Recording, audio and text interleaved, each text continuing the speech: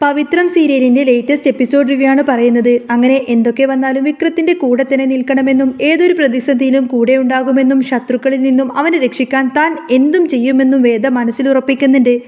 ആ സമയത്താണ് അരുൺ ഹോസ്പിറ്റലിലാണെന്ന വാർത്ത അറിയുന്നത്. അതറിഞ്ഞതും വീട്ടുകാരെയും ബാക്കിയുള്ളവരെല്ലാവരെയും ഉപേക്ഷിച്ചുകൊണ്ട് തന്നെ അങ്ങോട്ടേക്ക് പോവാൻ തന്നെ ദീപ്തി തീരുമാനിച്ചു. ശങ്കരനാരായണൻ ഈ വാർത്ത അറിയുന്നുണ്ട്. അരുൺ ഹോസ്പിറ്റലിലാണെന്നറിഞ്ഞ് ദീപ്തി ശ്രീകാന്തിനോട് കയർക്കുന്നു. ഏട്ടൻ തന്നെയാണ് വരുണിനെ ആളെ വിട്ട് തല്ലിച്ചത് എന്നൊക്കെ പറയും. അവനെ അങ്ങ് കൊന്നു കളയാനായിരിക്കും നിങ്ങളുടെയൊക്കെ ഉദ്ദേശം. പക്ഷേ ഭാഗ്യം കൊണ്ട് വരുൺ രക്ഷപ്പെട്ടു. ഇത് കേട്ട ശ്രീകാന്ത് ദേഷ്യപ്പെടാൻ ദീപ്തിയോട്, നീ വെറുതെ അനാവശ്യം പറഞ്ഞാലുണ്ടല്ലോ, ഞാൻ നിന്നെ അടിച്ചേക്കുമെന്നൊക്കെ പറഞ്ഞുകൊണ്ട് തന്നെ ദീപ്തിയോട് ദേഷ്യപ്പെടും ശ്രീകാന്ത്. അന്നേരം ശങ്കർ ചോദിക്കുന്നുണ്ട്, എന്താ മോളെ, നീ എന്താ ഇങ്ങനെ MLA വാസവന്റെ മകന് വേണ്ടിയിട്ട് അച്ഛനെയും ഏട്ടന്മാരെയും അമ്മയും എല്ലാവരെയും ഉപേക്ഷിക്കാൻ തന്നെയാണോ നിന്റെ തീരുമാനം? അന്നേരം ദീപ്തി പറഞ്ഞത്, അച്ഛൻ വെറുതെ വിഷയം മാറ്റാനൊന്നും നിൽക്കണ്ട, ശ്രീയേട്ടനോട് ചോദിക്ക്. വരുണിന് കൊട്ടേഷൻ കൊടുത്തിട്ട് ഈ അവസ്ഥയിലാക്കിയത് ശ്രീയേട്ടൻ തന്നെയല്ലേന്ന്.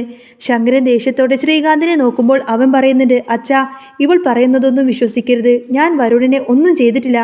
വരുണിന് എന്തെങ്കിലും സംഭവിച്ചിട്ടുണ്ടെങ്കിൽ തന്നെ അതിന് പിന്നിൽ അവനായിരിക്കും, ആ വിക്രം. സത്യമെല്ലാം തന്നെ നമുക്ക് മനസ്സിലായി എന്നറിഞ്ഞപ്പോൾ അവൻ തന്നെയായിരിക്കും, ആ വിക്രം തന്നെയായിരിക്കും അവനെ ആളെ വിട്ട് തല്ലിച്ചത്. അന്നേരവും ദീപ്തി തറപ്പിച്ചു പറഞ്ഞു, ഒരു നിമിഷം പോലും ഞാൻ ഇനി ഇവിടെ നിൽക്കില്ല, ഞാൻ ഇവിടെ നിന്നും പോവാണ് എന്നൊക്കെ പറയും. അന്നേരം ശങ്കരൻ ദേഷ്യത്തിൽ തന്നെ തിരിഞ്ഞു നിൽക്കുകയാണ്. ദീപ്തി പോവാൻ നോക്കുന്ന സമയത്തിന് ശ്രീകാന്ത് അവളെ തടഞ്ഞു. നീ എങ്ങനെയും ഇവിടെ നിന്നും പോകുന്നതെന്ന് എനിക്കൊന്ന് കാണണമല്ലോ എന്നൊക്കെ പറയും. ദീപ്തി പോവാനായി നോക്കുമ്പോൾ ശ്രീകാന്ത് അവളുടെ കയ്യിൽ പിടിച്ചു വലിച്ചു നേരെ മുറിയിലേക്ക് കൊണ്ടുപോയി. ദീപ്തി ഒച്ച വെച്ച് കുറേ അധികം ബഹളമുണ്ടാക്കുന്നുണ്ട് എങ്കിലും അതൊന്നും ശ്രദ്ധിക്കാതെ ശ്രീകാന്ത് അവളെ മുറിക്കകത്താക്കി പൂട്ടി. എന്നിട്ട് ശങ്കരനോട് പറഞ്ഞു, ഇനി കുറച്ച് ദിവസം അവൾ ഇവിടെ കിടക്കട്ടെ സമയത്തിന് ആഹാരം കൊടുത്താൽ മതി. ഇനി എന്തായാലും ഇതിനൊരു തീരുമാനം അറിഞ്ഞിട്ട് മതി അവളെ പുറത്തു വിടുന്നതൊക്കെ.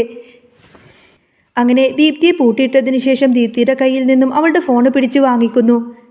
അങ്ങനെ ദീപ്തിയുടെ ഫോണ് ചെക്ക് ചെയ്തതിനു ശേഷം ശ്രീകാന്ത് ഇങ്ങനെ ശങ്കരനാരായണനോട് പറഞ്ഞു, നോക്കച്ചാ, ഇവൾ എത്ര തവണയാണ് വിക്രമിനെയും വേദയെയും മാറി മാറി വിളിച്ചിരിക്കുന്നത് എന്ന്.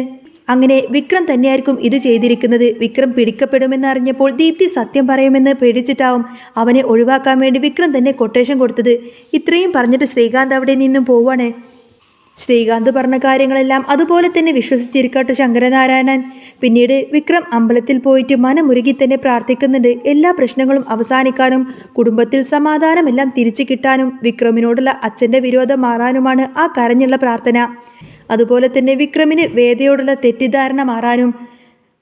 പിന്നെ അരുൺ വാസവനോട് ദീപ്തിയെ കാണണമെന്ന് പറയുന്നു. വാസവൻ അവളെ വിളിക്കാൻ നോക്കുമ്പോൾ ഫോൺ സ്വിച്ച് ഓഫ് ആണ്. എങ്ങനെയെങ്കിലും ദീപ്തിയെ വരുണിനെ കാണിച്ചു കൊടുക്കണമെന്ന് വാസവൻ ഉറപ്പിച്ചു. അപ്പോഴാണ് വാസവന്റെ ഗുണ്ടകൾ വന്ന് പറയുന്നത്, വരുണിനെ തല്ലിച്ചതച്ചത് ആരാണെന്ന് കണ്ടുപിടിച്ചു എന്ന കാര്യം. അവരെ കയ്യിൽ കിട്ടിയ വാസവൻ അവരെ തല്ലിച്ചതച്ച് സത്യം പുറത്തു കൊണ്ടുവരുന്നു. ശ്രീകാന്താണ് വരുണിനെ തല്ലാൻ വേണ്ടി ആളെ വിട്ടത് എന്ന് മനസ്സിലാക്കിയ വാസവൻ കടുത്ത ദേഷ്യത്തിലായി. ദീപ്തിയെ വരുണിനെ കൊണ്ട് തന്നെ കല്യാണം കഴിപ്പിക്കുമെന്ന് അയാൾ നിശ്ചയിച്ചു. ഒപ്പം ശ്രീകാന്തിന്റെ രഹസ്യങ്ങളെല്ലാം തന്നെ ആ കുടുംബത്തോട് വിളിച്ചു പറയണമെന്നും തീരുമാനിക്കുന്നു. അങ്ങനെ ക്ഷേത്രനടയിൽ വിക്രമും വേദിയും സംസാരിച്ചിരിക്കുമ്പോൾ ജോസഫേട്ടൻ വിക്രമിനെ വിളിച്ച് വരുണിനെ അടി കിട്ടിയ വിവരവും അവൻ ഹോസ്പിറ്റലിലാണെന്നും പറഞ്ഞു. വിക്രം ഞെട്ടലോടെ വേദിയെ നോക്കി. പെട്ടെന്ന് ഫോണ് കട്ട് ചെയ്തു. എന്താണെന്ന് ചോദിക്കുന്ന വേദയോട് വിക്രം ഈ ഒരു കാര്യം പറഞ്ഞു. വരുണിനെ ആരോ തല്ലിച്ചതച്ചു എന്നും അവൻ ഹോസ്പിറ്റലായി എന്ന കാര്യം. വേദ വിഷമത്തോടെ, എന്നാലും ഇതാരായിരിക്കും ചെയ്തത് എന്ന് ചിന്തിക്കുകയാണ്. വിക്രം പറയുന്നുണ്ട്, ഇത് ചെയ്തത് ആരാണെങ്കിലും വരുണിൻ്റെ ശത്രുക്കൾ തന്നെയാണ്. പക്ഷേ അതിൻ്റെ കുറ്റവും ഒടുവിൽ എൻ്റെ തലയിലാവും. വേദ ദീപ്തിയെ വിളിക്കാൻ വേണ്ടി നോക്കുമ്പോൾ ദീപ്തിയുടെ ഫോണൊക്കെ സ്വിച്ച് ഓഫ് ആയിരിക്കും. ഇത് കേട്ട വേദയ്ക്ക് സംശയമായി. ഇന്നലെ മുതൽ അവളുടെ ഫോൺ ഓഫാണല്ലോ. അങ്ങനെ ഒരിക്കലും സംഭവിക്കാറില്ലല്ലോ. ചിലപ്പോൾ നിന്റെ ഏട്ടൻ ശ്രീകാന്ത് തന്നെ ഫോൺ വാങ്ങിച്ചു വെച്ചതായിരിക്കുമെന്ന് പറയാണ് വിക്രം. എൻ്റെ ഏട്ടൻ എന്തും ചെയ്യാൻ മടിക്കില്ല, എനിക്ക് ദീപ്തിയെ കാണണം. വിക്രം, നമുക്ക് വീട് വരെ ഒന്ന് പോയാലോ എന്ന് ചോദിക്കാണ് വേദ. വിക്രം അതിന് സമ്മതിച്ചു. കാരണം ദീപ്തി ആ വീട്ടിൽ നിന്നും ഇറങ്ങിപ്പോയാൽ അച്ഛൻ അത് താങ്ങാൻ കഴിയില്ല. ഇരുവരും ശങ്കരൻ്റെ വീട്ടിലേക്കെത്തി. അയാൾ പത്രം വായിച്ചുകൊണ്ടിരിക്കുകയായിരുന്നു. വിക്രത്തിനെയും വേദയെയും കണ്ടതോടുകൂടെ തന്നെ അയാൾക്ക് ദേഷ്യം വന്നു. കാരണം ശങ്കരനാരായണന്റെ മനസ്സിൽ തൻ്റെ കുടുംബത്തിനെതിരെ കളിക്കുന്നത് വിക്രമാണെന്നാണ് ശ്രീകാന്ത് പറഞ്ഞ് ഫലിപ്പിച്ചിരിക്കുന്നത്. അതുകൊണ്ട് തന്നെ ശങ്കരനാരായണന് ദേഷ്യം വരികയാണ്. ശങ്കരൻ പറയുന്നത്, ഞാൻ നിന്നോട് പറഞ്ഞതല്ലേ ഈ വീടിൻ്റെ പടി ചവിട്ടരുത് എന്ന്.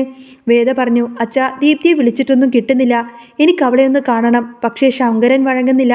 നിന്റെ ഭർത്താവിൻ്റെ കാര്യം നോക്കിയിട്ട് നീ ഇവിടെ നിന്ന് പോയിക്കോ. ഇവിടുത്തെ കാര്യങ്ങളൊക്കെ ഞാൻ നോക്കിക്കോളാമെന്ന് പറയും. വിക്രം തൻ്റെ ഭാഗം വിശദീകരിക്കാൻ നോക്കുമ്പോഴാണ് ഇതും കേട്ടുകൊടുത്തിട്ട് ശ്രീകാന്ത് അങ്ങോട്ടേക്ക് വരുന്നത്.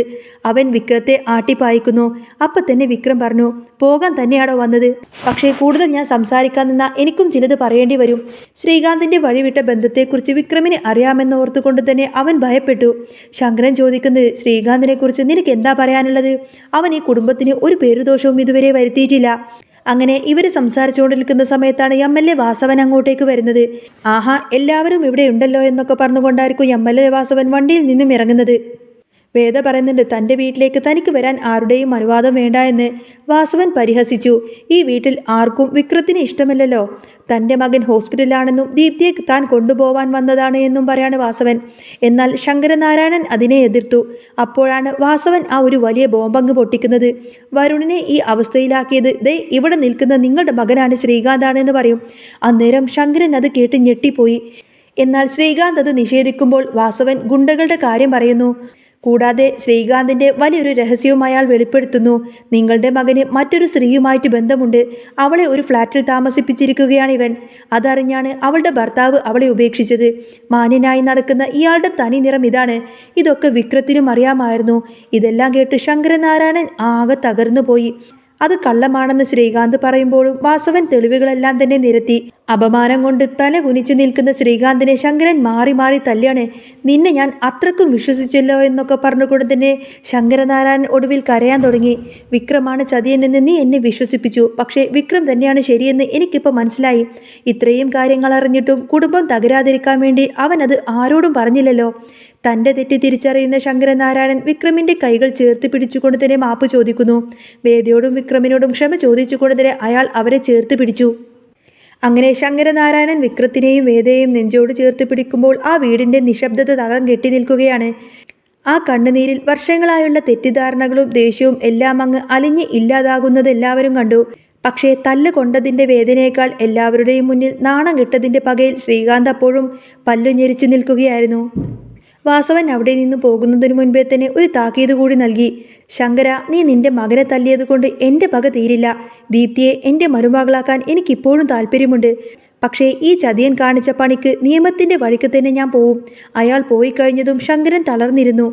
വാസവൻ പോയതോടുകൂടി തന്നെ ശങ്കരനാരായണൻ ആകെ തളർന്നിരുന്നു പോയി. ദീപ്തിയെ മുറിയിൽ നിന്ന് മോചിപ്പിച്ചപ്പോൾ അവൾ അച്ഛൻ്റെ കാലിൽ വീണ് കരഞ്ഞു. ശ്രീകാന്ത് ആരെയും നോക്കാതെ തന്നെ വണ്ടിയെടുത്ത് എവിടെ നിന്നും എങ്ങോട്ടേക്കെന്നില്ലാതെ പോയി. ആ രാത്രി വിക്രമിനും വേദക്കും ആ വീട്ടിൽ വിരുന്നൊരുക്കാൻ തന്നെ ശങ്കരൻ ആവശ്യപ്പെട്ടു. ആദ്യമായി വിക്രം അച്ഛൻ്റെ കൈകൊണ്ട് വിളമ്പിക്കൊടുത്തുള്ള ഭക്ഷണമെല്ലാം കഴിക്കുമ്പോൾ വേദയുടെ കണ്ണുകൾ നിറയുന്നുണ്ടായിരുന്നു. എന്നാൽ ആ സന്തോഷത്തിനും ആയുസ് കുറവായിരുന്നു. രാത്രി വൈകിട്ടും ശ്രീകാന്ത് അപ്പോഴും തിരിച്ചെത്തിയിട്ടില്ല. പാതിരാത്രിയായപ്പോൾ ശ്രീകാന്തിൻ്റെ ഫോണിൽ നിന്നും ഒരു കോള് വരുന്നതാണ് വിക്രം കണ്ടത്. മറുവശത്ത് അത് ആ സ്ത്രീയായിരുന്നു. ശ്രീകാന്ത് രഹസ്യമായി കൂടെ താമസിപ്പിച്ചിരുന്ന ആ സ്ത്രീ ഗായത്രി. ശ്രീകാന്ത് കമിഴ്ന്ന് വീണ് ചോര ഒലിപ്പിച്ച് കിടക്കുകയാണെന്നും അയാൾ അമിതമായി മദ്യപിച്ച് വണ്ടി ഓടിച്ച് അപകടത്തിൽപ്പെട്ടു എന്നും അവൾ പേടിയോടുകൂടെ പറഞ്ഞു. വിക്രമും ശങ്കരനാരായണൻ കൂടി ഉടനെ തന്നെ ഗായത്രിയെ പറഞ്ഞ ആ ഒരു സ്ഥലത്തേക്ക് പാഞ്ഞെത്തി. അവിടെ ചോരയിൽ കുളിച്ചു കിടക്കുന്ന ശ്രീകാന്തിനെ കണ്ടപ്പോൾ ശങ്കരൻ്റെ ഉള്ളൊന്ന് പിടഞ്ഞു. അവനെ ഹോസ്പിറ്റലിൽ എത്തിച്ചപ്പോൾ കണ്ട കാഴ്ച വരുണിൻ്റെ അതേ ഹോസ്പിറ്റൽ. വരുണിൻ്റെ തൊട്ടടുത്ത മുറിയിൽ ശ്രീകാന്തും കിടക്കുന്നു എന്നതാണ്. വിധി അവിടെ ഒരു വലിയ കളി കളിച്ചു. ശ്രീകാന്തിന് ജീവൻ രക്ഷിക്കാൻ രക്തം ആവശ്യമായി വന്നപ്പോൾ അവൻ ആരെയാണോ കുടുംബത്തിൽ നിന്നും പുറത്താക്കാൻ നോക്കിയത്? അതെ, വിക്രം തന്നെ രക്തം നൽകാൻ തന്നെ മുന്നോട്ട് വന്നു. ദിവസങ്ങൾ അങ്ങനെ കടന്നുപോയി. ശ്രീകാന്ത് കണ്ണു തുറന്നപ്പോൾ കണ്ടത് തൻ്റെ കട്ടിലിനരികിൽ ഉറക്കമില്ലാതെ കാവലിരിക്കുന്ന വിക്രത്തിനെയാണ്. തൻ്റെ എല്ലാ ചതികളും അറിഞ്ഞിട്ടും തൻ്റെ മരണത്തിൽ നിന്നും തിരിച്ചു പിടിക്കാൻ വന്ന അനിയനോട് അയാൾക്ക് ആദ്യമായി സ്നേഹം തോന്നി. ഗായത്രിയെയും അവളെയും കുഞ്ഞിനെയും സംരക്ഷിക്കാൻ താൻ ബാധ്യസ്ഥനാണ് എന്ന് ശ്രീകാന്ത് ശങ്കരനോട് ഏറ്റുപറഞ്ഞു. ആദ്യം ആ ഒരു കാര്യം എതിർത്തുവെങ്കിലും വിക്രത്തിൻ്റെ നിർബന്ധത്താൽ ഗായത്രിയെയും മക്കളെയും അംഗീകരിക്കാൻ ശങ്കരനാരായണൻ തയ്യാറായി. ഒടുവിൽ ദീപ്തിയും വരുണും തമ്മിലുള്ള വിവാഹത്തിന് വാസവന്റെ നിബന്ധനകൾ അംഗീകരിക്കാതെ തന്നെ പുതിയ ബന്ധമായി അത് വളരാൻ അവർ സമയം നൽകി. അങ്ങനെ ആ കുടുംബത്തിലെ വലിയ മതിൽക്കെട്ടുകളെല്ലാം തകർന്നു വീണു. വിക്രമും വേദയും ആ വീട്ടിലെ ഐശ്വര്യം കൂടിയാണെന്ന് ശങ്കരനാരായണൻ ഉറപ്പിച്ചു. വൈകി വന്ന വിവേകമാണെങ്കിലും സ്നേഹമാണ് ഏറ്റവും വലിയ ശക്തിയെന്ന് ശ്രീകാന്തും തിരിച്ചറിഞ്ഞിരുന്നു. അങ്ങനെ ഇത്ര കാലം ഒറ്റപ്പെട്ടു പോയ വിക്രത്തിന് ഒടുവിൽ സ്വന്തം കുടുംബത്തിൻ്റെ സ്നേഹവും അംഗീകാരവുമെല്ലാം തന്നെ തിരിച്ചു കിട്ടി. ഇതേ സമയം തന്നെ വേദയുടെ കണ്ണുകളിൽ വിടർന്നു വന്നത് വലിയൊരു പോരാട്ടം ജയിച്ചവളുടെ ആത്മവിശ്വാസമായിരുന്നു. പകയും ചതിയും എല്ലാം മാഞ്ഞുപോയ ആ വീട്ടിൽ ശരിക്കും സ്നേഹത്തിൻ്റെ പവിത്രത തന്നെ നിറഞ്ഞിരുന്നു. അങ്ങനെ ഇനി വരാൻ പോകുന്നത് നല്ല സൂപ്പർ ത്രില്ലിംഗ് എപ്പിസോഡുകളൊക്കെ തന്നെയാണ് കേട്ടോ. നിങ്ങൾക്ക് ഈ ഒരു ചാനൽ ഇഷ്ടമാവുകയാണെങ്കിൽ സബ്സ്ക്രൈബ് ചെയ്യാനും സപ്പോർട്ട് ചെയ്യാനും മറക്കല്ലേ. നെക്സ്റ്റ് വീഡിയോ ആയിട്ട് വരാം. ബൈ.